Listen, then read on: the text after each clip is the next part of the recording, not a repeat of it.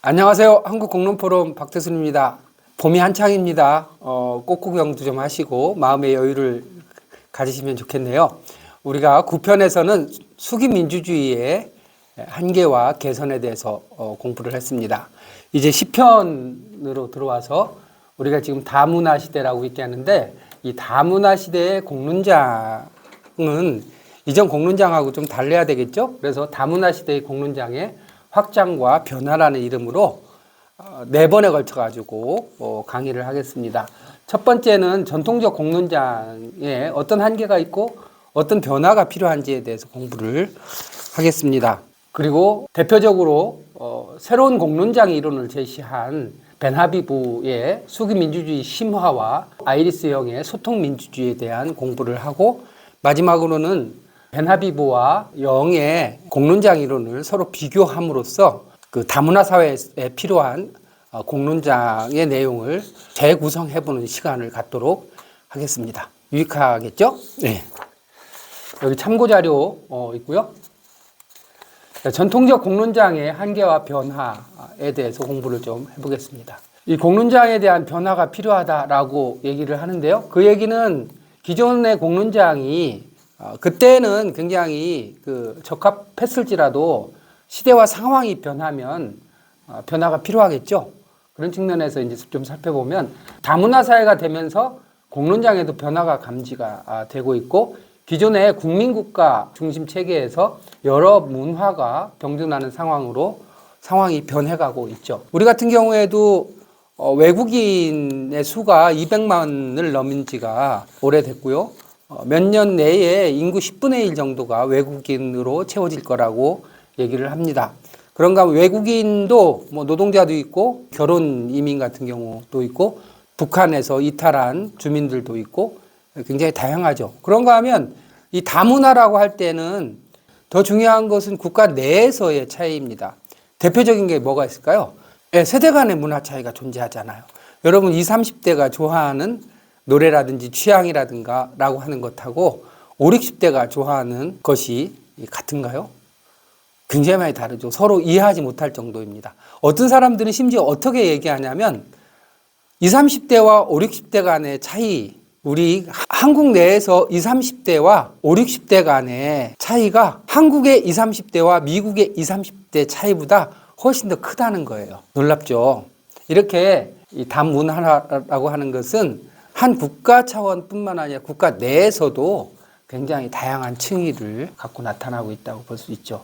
세대, 성, 국적, 인종 등을 둘러싼 갈등이 점점 확산되고 있고요. 소수자들을 위한 공론장이 만들어지긴 하지만 유효한 정책적인 결과를 만들어내지 못하는 경우가 많습니다. 여전히 한국 사회에 다양한 소수자들이 제대로 대접받지 못하고 존중받지 못하는 현상들을 우리가 볼 수 있잖아요. 또 전통적인 국가 개념이 변화하게 되고, 특히 공과 사회 개념이 변화하면서 문화적인 변동이 굉장히 심하죠. 예를 들면 가사노동 같은 것이 이전에는 사적인 영역이 있었지만 지금은 완전히 사적 영역이라고 볼 수 없잖아요. 아이를 키운다든지 하는 영역은 벌써 공적 영역으로 전환된 지 오래가 됐죠.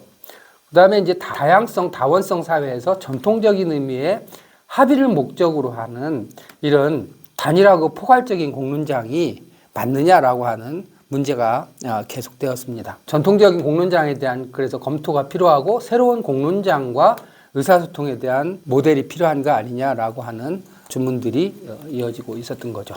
그래서 이제 그 다문화 사회에 필요한 공론장이라고 하는 것이 뭐냐라고 하는 것을 살펴보기 위해서는 기존의 공론장이 갖고 있는 한계가 무엇이고 또 그 한계를 돌파하기 위한 이론이나 실천들이 어떤 것이 있는지를 살펴보면서 다문화 사회에 맞는 공론장 이론을 재정립하는 것이겠죠. 그래서 이번에는 2가지 모델을 집중적으로 좀 살펴보려고 합니다. 하나는 수기민주주의의 기본적인 원리는 그대로 존중하고 인정하되 그것을 훨씬 더 심화시킨 모델을 살펴보도록 하겠습니다. 대표적으로 이제 벤하비부라고 하는 정치학자가 내놓은 이론인데요. 수기민주주의 심화에 관한 내용입니다. 수기민주주의를 어떻게 현대사회에 맞게끔 심화시켜서 현대사에 맞는 공론장을 형성할 것이냐라고 하는 문제의식이죠. 그런가 하면 이 수기민주주의 자체가 갖고 있는 원천적인 문제를 제기를 하면서 이 수기민주주의의 일대 혁신을 주장하는 모델도 있습니다. 아이리스 영 같은 사람이 대표적인데요. 이 사람은 그래서 수기민주주의라고 하는 것 대신에 소통민주주의라고 하는 것을 주장합니다. 뭐 소통도 뭐 수기 안에 들어가 있는 거 아니냐라고 얘기할 수 있지만 여기서 영이 얘기하는 소통이라고 하는 것은 이 수기민주주의에서 얘기하는 소통하고는 굉장히 질적으로 많이 다릅니다. 이런 내용에 대해서 좀 공부를 하고 이 두 모델 간의 공통점과 차이점이 어디 있는지를 보면 하나는 수기민주주의를 고도화시킴으로써 문제를 극복하려고 했다면 또 하나는 수기민주주의 한계를 넘어서서 새로운 소통민주주의라고 하는 새로운 모델을 제시한 것이기 때문에 이 두 개의 모델을 비교하면 우리가 굉장히 중요한 시사점을 얻을 수 있겠죠. 이렇게 함으로써 다문화사회에 필요한 수기 모델, 수기 공론장 모델을 우리가 상상해낼 수가 있게 되는 거죠. 오늘은 이 전통적인 공론장의 한계와 변화에 대한 공부를 하고요. 다음 시간에는 베나비브의 수기민주주의 심화 모델, 그 다음 시간에는 영의 수기민주주의 변형 모델에 대해서 소통민주주의에 대해서 공부를 하고 마지막 시간에는 이 두 모델을 비교하면서 우리가 얻을 수 있는 시사점을 도출하는 것으로 그렇게 공부를 하겠습니다. 자, 그러면 전통적 의미의 공론장과 의사소통에 대해서 우리가 많이 공부했지만 한번 정리를 해봅시다. 사회 구성원 간 합리적 토론을 통해서 구성원의 보편적 이익에 관한 합의를 도출하는 것이다. 합리적 토론과 합의 도출이라고 하는 것이 굉장히 중요하죠. 그리고 그 과정은 담론을 통해서 이루어진다. 이렇게 볼 수 있습니다. 국가나 시장에 종속되지 않는 시민사회 차원에서 주로 이루어지고 언론이라든가 의회라든가 이런 곳에서 주로 많이 이루어진다고 볼 수가 있죠. 그래서 지금은 이제 전통적으로 공공기관에 의한 것보다는 일상화된 공간에서 온라인 공간이라든가 다양한 자치 공간에서 광범위하게 공론장이 진행되는 현상을 볼 수가 있습니다. 자, 전통적 공론장 이론을 살펴보려면 대표적으로 아렌트와 하버마스의 공론장을 생각해 볼 수가 있죠. 이 두 사람은 공론장의 중요성, 필요성에 관해서 똑같이 얘기했지만 그 내용은 좀 차이가 좀 있습니다. 우리가 공부를 한 적이 있으니까 조금 기억이 나시나요? 아렌트는 그리스 아테네 민주주의에 대한 공부를 굉장히 많이 한 사람이에요. 그래서 고대 공론장을 현대적 조건에서 회복하고자 노력을 했고요. 공론장을 얼굴을 마주한 상호작용이 일어나는 공간, 면대면 공간으로 공론장을 생각했어요. 그리고 윤리나 가치에 있어서 동질성이 보장되는 사이에서 의사소통이 이루어지는 공간으로 공론장을 정의했습니다. 그러니까 공론장이 서로 얼굴을 마주보고 자신의 내용을 드러내면서 서로의 차이를 확인하는, 우리가 경합민주주의에서도 아렌트의 공론장 이론에 대해서 공부를 좀 했었잖아요. 그렇게 자신을 드러내는 공간으로서의 공론장이라고 하는 의미가 굉장히 강하죠. 그래서 아렌트에게 있어서는 자유로운 의사소통이 존재하느냐, 표현이 가능한 공간이냐라고 하는 것이 아렌트에게 있어서는 굉장히 중요한 공간입니다. 자신의 행위를 드러낼 수 있는 공간으로서의 공론장이라고 하는 의미가 굉장히 강하죠. 그에 반해서 이제 하버마스는 이것을 훨씬 더 체계화했다고 볼 수가 있죠. 아렌트의 공론장 개념을 비판적으로 계승하면서 의사소통 모델을 제시를 했죠. 의사소통 행위 이론에 대해서 연락에 공부를 했었잖아요. 어떻게 의사소통을 할 것이냐라고 하는 것을 아주 꼼꼼하고 체계적으로 정리를 했다고 볼 수 있습니다. 이 하버마스에게 있어서의 그 굉장한 도약은 뭐냐면 정치 권력과 또 법과 민주주의와 의사소통 간의 관계를 정리해냈다라고 하는 겁니다. 공론장이라고 하는 자율적인 공간에 관한 내용뿐만 아니라 그 공론장에서 논의된 결과가 어떻게 정치 권력에 전달되고 수용되는지, 또 그것이 법과 제도로 정착하게 되는지 그 과정을 담론윤리라고 하는 것으로 정리해냈다라고 하는 것이잖아요. 그래서 정치 권력의 정당성은 오직 정치적 수기와 대중 참여를 통해서만 가능하다. 정치 권력의 정당성이 바로 의사소통에 있다라고 정확하게 정리를 했죠. 그 다음에 의견이 다른 구성원들 사이에서도 동의할 수 있는 보편적인 규범적 기초를 만들기 위해서 굉장히 노력했습니다. 그래서 공론장에서는 뭐죠? 공론장에서는 의사소통 행위 이론을 통해서 규범성을 발견하려고 우리가 4가지 타당성 이런 얘기 했었잖아요. 기억이 나시죠?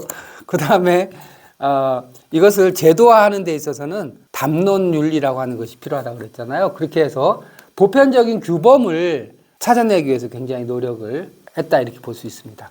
그래서 의사소통에서 이 4가지 타당성 요구, 이해 가능성, 진리성, 정당성, 진실성 이런 것을 정리해내서 소위 말하는 보편 화용론, 보편적으로 어떻게 말을 어떤 상황에서 어떻게 말을 할 것인지를 정리해냈다라고 하는 것이 하버마스의 큰 특징이고요. 하버마스 이렇게 하면 어떻게 이해를 하시면 되냐면 의사소통이라고 하는 것을 보편화시킨 사람이다. 보편적인 원리 차원으로 끌어올린 사람이다. 이렇게 이해를 하시면 되겠습니다. 그런데요, 이런 이제 전통적인 공론장에 여러 가지 이제 도전이 발생하게 됩니다. 몇 가지 차원에서 좀 살펴보면요. 첫 번째는 이 타당성 요구사항이 다문화 현실에서 도전을 받고 있습니다. 타당성 요구의 전제가 보편적이고 불편부당하다는 관점과 관계가 있죠. 그렇죠? 타당성 요구 4가지를 얘기를 했는데 그 4가지는 그 4가지 안에 들어와 있는 사람들이 대체로 동질적이다라고 하는 것을 기반으로 하고 있고 그렇기 때문에 그 안에서 그 타당성의 보편성, 불편부당성이라고 하는 원리를 도출해낼 수 있었던 것이죠. 그래서 부당함에 대한 주장을 불편부당성이라는 이상하에서 배제되는 결과를 초래했다라고 하는 것은 우리가 이제 모던, 포스트 모던 이렇게 얘기를 하잖아요. 포스트 모던은 모던하고 어떤 측면 차이가 있나요? 근원적으로 개별성이라고 하는 것을 굉장히 강조하는 거잖아요. 개별성과 차이와 다양성이라고 하는 것을 굉장히 강조하는데요. 우리가 5, 60년대에 또 70년대까지 산업사회에서 계급으로 보나 삶의 패턴으로 보나 상당히 균질성이 높았죠. 그래서 그 안에서는 보편성과 불편부당성이라고 하는 것을 도출해내기가 쉬웠고 그것을 기반으로 해서 원리를 만들어내기가 굉장히 쉬웠습니다. 그런데요, 지금은 말 그대로 너무나 다원성과 다양성이 커졌죠. 그래서 차이가 오히려 정상인 사회로 바뀌었습니다. 따라서 이 전통적인 의미에서의 불편부당성이라고 하듯이 보편성이라고 하는 것이 오히려 굉장히 많은 것을 제약하는 제약 요인으로 작용할 수 있다고 하는 겁니다. 그건 다른 말로 하면 합리적인 논의 과정에서 보편성과 불편부당성을 너무 강조하는 경우에는 오히려 거기에 포섭되지 않는 사람들이 훨씬 더 많아지면서 훨씬 더 심각한 배제가 발생할 수 있는 조건이 이루어지는 거죠. 그래서 그 전통적인 공론장에서는요, 자유롭고 평등한 사람들이 함께 모여서 합리적 이성을 통해서 합의를 도출하는 이렇게 됐잖아요. 자유롭고 평등한. 근데 자유롭고 평등한 사람들이라고 하는 것이 현실에 존재하나요? 그거는 그냥 이렇게 가설적으로 이상적으로 생각하는 거죠. 그래서 실제로 참여하고 있는 사람들, 구체적인 삶을 살아가는 사람들에 대한 구체성이 그 안에 배어 있는 얘기는 아니죠. 그래서 실제로는 사회적으로 정치적으로 사람들마다 처해 있는 위치가 다 다르고 정치적인 파워도 다 다르잖아요.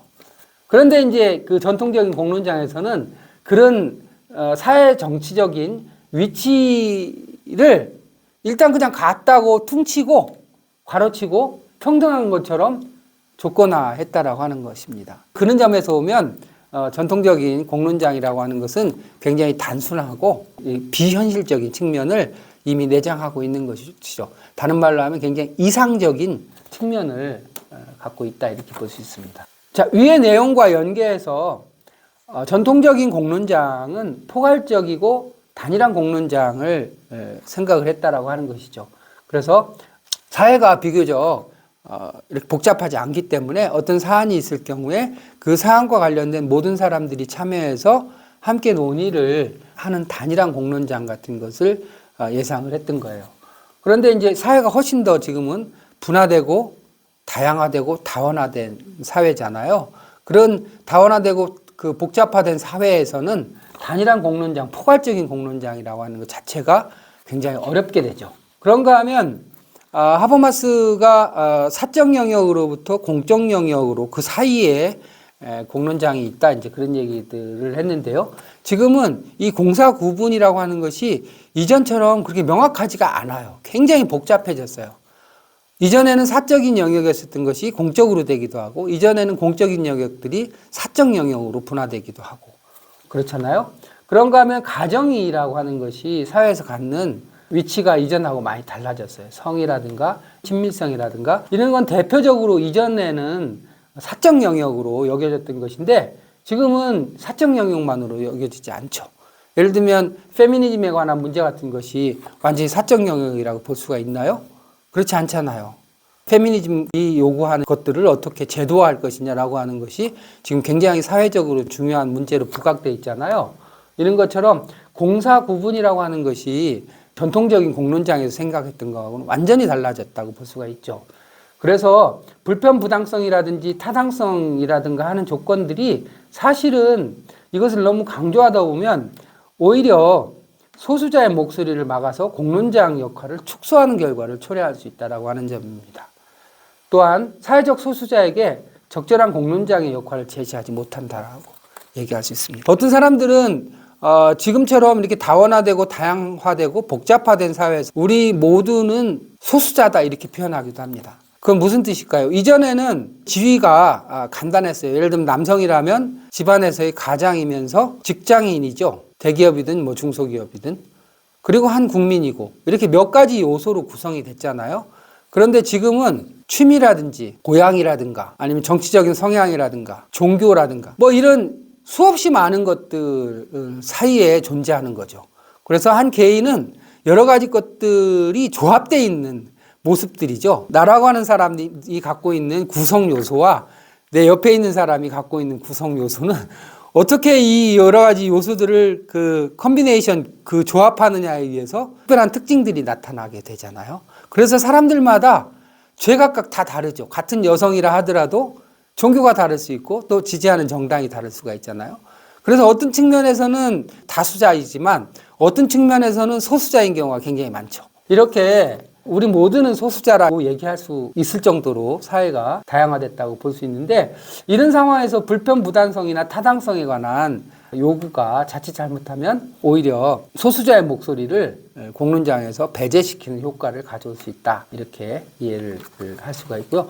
그 다음에 이제 또 하나의 특징은 국가 단위의 공론장, 국가 단위의 공중을 가정하고 있다라고 하는 점입니다. 이전에는 국가라고 하는 것이 굉장히 절대적이었었죠. 국가가 대부분의 일들을 만들고 국가가 국가에 의해서 주도되는 상황이었었잖아요. 특히 뭐 우리 한국 사회는 훨씬 더 심했다고 볼 수가 있죠. 그런데 이제 지금은 이 국가 단위, 국가라고 하는 것보다는 사회 영역이 훨씬 더 활성화되어 있다고 볼 수가 있죠. 그래서 하버마스가 그 요구한 타당성 요구라든가 이런 것들은 대체로는 국가라고 하는 것을 전제하고 공론장에 모이는 공중을 가정하고 있다고 하는 점입니다. 그리고 의사소통 역시도 같은 언어, 같은 문화를 가진 민족국가를 단위로 해가지고 공론장을 생각하는 거죠. 그렇잖아요. 그래서 뭐 예를 들면 이해 가능성, 말이 통해야 되잖아요. 말은 통한다고 보는 거예요. 그리고 서로 충분히 커뮤니케이션이 가능할 거라고 생각을 하는데 실제로 우리 사회에서 그 이주한 사람들하고 공론장에서 부딪히는 굉장히 큰 문제점 중에 하나가 뭐예요? 말이 원활하게 통하지 않는다라고 하는 점이잖아요. 외국에서 살다가 온 사람들이 한국어를 잘하기가 굉장히 어렵잖아요.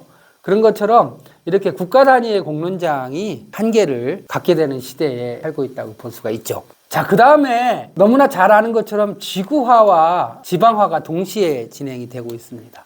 뭐 지구화는 자본이라든가 노동이라든가 금융이라든가 뭐 이런 것들이 완전히 개방되고 또 특히 무엇보다도 중요한 정보의 교류가 세계적으로 일어나고 있다라고 하는 점이잖아요. 그런가 하면 지방화도 동시에 진행돼요.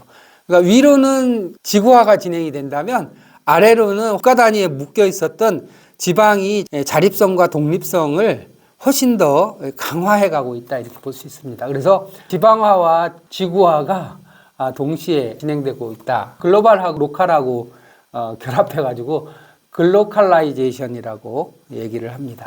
그리고 이제 문화가 어마어마하게 섞이고 있죠. 그래서 한국 BTS의 문화가 외국에 굉장히 많이 알려졌고 또 외국의 것들이 또 거침없이 또 한국에 들어오면서 혼성화, 하이브리드가 다양하게 지금 진행되고 있잖아요. 이건 뭐 걷잡을 수 없을 정도로 일어나고 있죠. 이런 상황에서 이제 공론장은 한 국가 단위에서 동일한 문화를, 동일한 민족, 동질적인 사람들을 대상으로 구성되었었던 공론장은 굉장한 변화가 필요한 거죠. 전통적인 공론장의 문제에 대해서 낸시 프레이저라고 하는 여성 정치학자는 한 3가지 정도로 전통적인 공론장이 안고 있는 문제에 대해서 지적을 했습니다. 첫 번째는 과거에는 공론의 수신자가 단일 국가였다라고 하는 것이죠. 공론을 형성을 해서 결국은 그 공론을 어떻게 할 것인가? 그 국가에 전달한다는 거죠. 수신자. 그런데 국가 단위의 집중성은 더 이상 정치적으로 유효하지 않다라고 하는 겁니다. 물론 이제 공공정책이라든가 이런 것도 공론장을 통해서 형성되는 측면이 있지만 공론장이 자발적인 공론장이 굉장히 많아졌고 자기 문제 해결을 위한 공론장이 굉장히 활성화되고 있는 상황이죠. 따라서 공론장의 수신자를 그냥 국가라고 하는 것으로 특정할 수가 없는 상황이 됐습니다. 그 다음에 두 번째는 과거에는 공론의 발신자가 이전에는 한 국가에 소속된 국민의 일부였었다라고 하는 점이죠. 그런데 이제 그런가요? 지금은 글로벌 환경, 이주, 이중, 삼중 시민권, 원주민 복잡해졌죠. 그래서 공중을 국가 시민과 등치시키는 것이 거의 불가능해졌습니다. 그래서 국가 영토 안에 비시민이 굉장히 많이 존재하는 거죠. 시민권, 국가의 성원권을 갖고 있는 사람도 있는가 하면 그렇지 않은 사람들도 굉장히 많잖아요. 그죠? 외국인도 많고 또 임시 체류자들도 있고 그리고 이중 국적자들도 있고 물론 그 서양에 비해서 우리는 조금 덜한 편이라고는 하지만 우리도 굉장히 빠른 속도로 어떻게 보면 다민족 국가, 다인종 국가로 변해가고 있잖아요. 이런 상황에서는 이 공중을 한 국가에 소속된 전통적인 의미의 국민으로 한정할 수가 없습니다. 그래서 우리 헌법도 국민이라고 하는 것을 사람으로 바꾸자 이런 논의도 좀 있었잖아요. 그래서 국민국가 공론장은 모국어와 정서 공동체에 기반하고 있는데 이런 모국어와 정서 공동체에 기반한 전통적인 의미의 공론장은 이 세계화, 지방화, 지구화로 인해서 한계에 직면할 수밖에 없다 이렇게 볼 수 있습니다. 세 번째는 과거에는 공론장의 주제가 주로 국민국가적 의제였었는데 이제는 글로벌 의제로 확산이 되고 있죠. 이건 너무 잘 아실 거예요. 지구 생태계 문제라든지 기후위기라든지 코로나라든가 이런 것들이 한 국가의 의제임과 동시에 세계적인 의제이잖아요. 그리고 그것은 굉장히 긴밀하게 연결되어 있잖아요. 그런가 하면 여러분 이제 한 국가 차원의 문제만이 아니라 지구적인 문제에 대해서는 세계 시민이라고 하는 말씀 들어보신 적 있죠? 이렇게 한국의 시민과 일본의 시민과 베트남의 시민이 동남아시아의 평화를 위해서 논의를 할 수가 있는 거죠. 이렇게 세계 시민이라고 하는 것이 점점 물론 논의는 이전부터 있어 왔지만 실제로 가시화되고 의사결정 권한을 확대해가는 상황에 놓인 것은 분명하죠. 특히나 이렇게 코로나처럼 굉장한 위기 앞에서 시민들 간에 서로 연합하고 연대하고 협력하는 것이 훨씬 더 강화될 거라고 예상을 해볼 수 있습니다. 자, 정리해서 얘기하자면 이전에 국민국가, 민족국가는 점점점 구멍이 숭숭숭 뚫리면서 일면은 약화되고 또 일면은 강화되는 측면도 있죠. 이렇게 변동을 하는 반면에 실제로 국가의 구성원들 간에는 훨씬 더 밀접한 관계가 형성이 되는 이런 상황 속에서 살면서 전통적으로 국민국가 단위의 공론장이라고 하는 것이 변화될 수밖에 없는 상황에 처해 있다. 이렇게 말씀드릴 수가 있습니다. 공론장에 있어서의 구조 변동이 굉장히 필요하다. 그래서 글로벌 시대의 민족국가 중심의 공론장은 더 이상 그 기능을 수행하기가 어렵고 국가 공론장에서 새로운 상황이 직면하면서 제2의 구조 변동이 필요하다. 이렇게 프레이저는 얘기합니다. 제1의 공론장의 구조 변동은 언제 있었나요? 근대 공론장, 부르주아 공론장이 있었죠.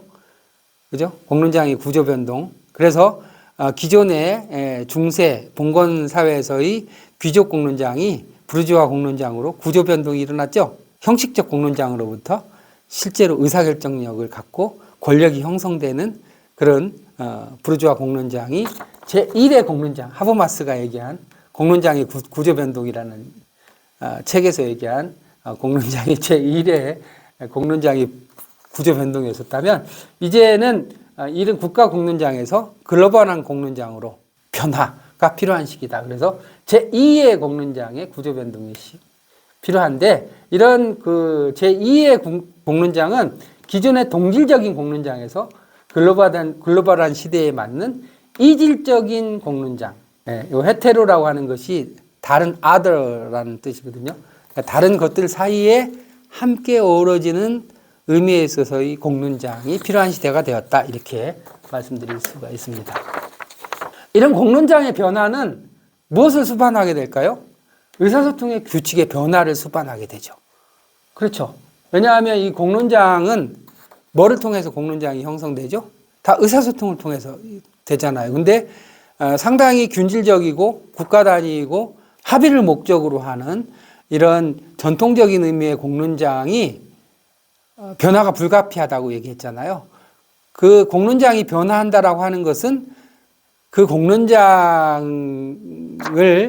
운영하는 의사소통 방식, 의사소통 원칙과 방식에 있어서 변화가 불가피하다. 이렇게 얘기할 수가 있는 거죠. 그래서 공론장의 변화는 의사소통 규칙의 변화를 의미하고 의사소통 참여자의 소속도 한 국가에서 초국적으로 의사소통 참여자의 구성이 바뀌게 되겠죠. 또 의사소통의 내용도 단일 국가적인 쟁점을 넘어서서 국제적인 것으로 또 의사소통의 장소도 현실적인 공간이 아니라 인터넷과 같은 사이버 공간으로 즉 공론장의 참여자, 공론장의 내용, 그 다음에 의사소통 장소와 방식 이런 모든 점에서 변화가 불가피한 시대에서 우리가 살고 있고 이 공론장을 어떻게 현실에 맞게끔 변화시켜야 될 것인가 라고 하는 것이 굉장히 중요한 문제가 돼 있죠. 베나비보와 아이리스 영의 모델을 차례차례 살펴보면서 어떻게 이 공론장을 재구성할 것인가 라고 하는 문제를 조금 더 깊이 있게 살펴보도록 하겠습니다. 오늘 유익하셨나요? 유익하셨으면 구독과 좋아요 부탁드립니다. 감사합니다.